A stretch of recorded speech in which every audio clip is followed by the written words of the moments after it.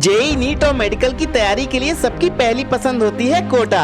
तो चलिए देखते हैं एक एवरेज बच्चे की दिलचस्प कोटा यात्रा। जैसे ही एक बच्चा इंटर में एवरेज या अबव एवरेज मार्क्स स्कोर करता है, वैसे ही उसके पेरेंट्स बच्चे को कोटा भेजना अपनी जिम्मेदारी समझ लेते हैं। और वो समझे भी क्यों ना, भैया शर्मा जी और वर्मा जी के बच्चे भी तो जा रहे हैं कोटा, भले ही बच्चे का मन हो या ना हो। तो भैया इसकी शुरुआत होती है विभिन्न इंस्टीट्यूशंस के एंट्रेंस एग्जामिनेशन से। अगर आप इस गलत फहमी में हैं कि एग्जाम्स इसलिए होता है कि भाई आपके बच्चे का एडमिशन लेंगे या नहीं, तो यह गलत है। यह एग्जाम बच्चों को बैचेस में डिवाइड करने के लिए होता है, जैसे कि इलाइट बैच, टॉपर बैच और अचीवर्स बैच इत्यादि। किसी इंस्टीट्यूशन में दाखिला होते ही पेरेंट्स अब अपने बच्चे को एक अच्छे से हॉस्टल में छोड़ देते हैं, जहाँ पर खाने पीने की उचित व्यवस्था हो। पर भैया सबसे पहला स्कैम तो यहीं से शुरू होता है। मोस्टली हॉस्टल एडमिशन के टाइम पर अपने खाने की क्वालिटी को सुपीरियर रखते हैं, और जैसे ही एडमिशन कंप्लीट होते हैं तो खाने की क्वालिटी मीडियम यहाँ तक की खराब तक की श्रेणी में पहुँच जाती है। अब एवरेज बच्चा जिसका मन भी नहीं था कोटा आने का, जो केवल अपने पेरेंट्स की ईगो सेटिस्फेक्शन और प्रेशर के चलते वहाँ आया है, उसे भी एक बैच मिल जाता है। शुरुआत में तो सब कुछ बहुत अच्छा होता है, नए फ्रेंड्स, नया माहौल, फ्रीडम और इंट्रोडक्शन क्लासेस। क्योंकि वह एवरेज स्टूडेंट है, इसलिए उसे टॉपर या इलाइट बैच में दाखिला नहीं मिल पाता, इसलिए उसे टीचर भी एवरेज श्रेणी के ही मिलते हैं। और अगर टॉप टीचर्स भी उस बैच को पढ़ाते हैं तो उनके दिमाग में कहीं ना कहीं यही होता है कि ये टॉपर्स बैच नहीं है, इसलिए वह टॉपिक्स की ज्यादा डेप्थ में नहीं जाते। क्योंकि सारे कोचिंग इंस्टीट्यूशंस को शुरुआत में ही पता चल जाता है कि कौन सा बच्चा उनके लिए रैंकिंग ला सकता है, जिससे अगले साल उनका बिजनेस और चमके। इसलिए वह उन 1% बच्चों की तैयारी में पूरी ताकत झोंक देते हैं जो उनकी कोचिंग के लिए रैंकिंग ला सकते हैं, और बाकी के 99% बच्चे केवल उनकी आय का स्रोत बनकर रह जाते हैं। फिर सिलसिला शुरू होता है टेस्ट का। चूँकि एक एवरेज बच्चा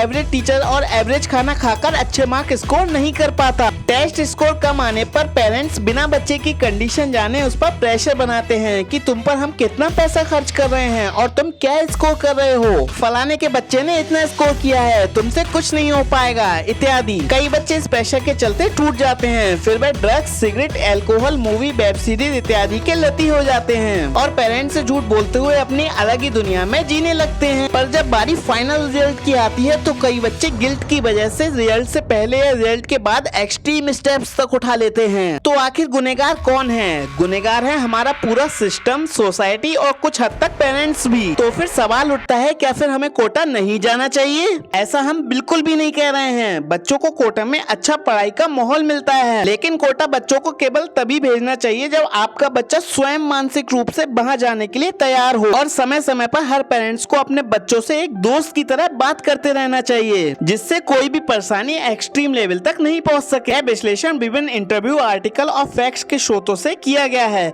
किसी गलती के लिए मैं क्षमा प्रार्थी हूँ। अगर विश्लेषण पसंद आया तो हमें लाइक और सब्सक्राइब जरूर कर लें, साथ ही अपने दोस्तों के साथ इसे शेयर करना ना भूलें। धन्यवाद।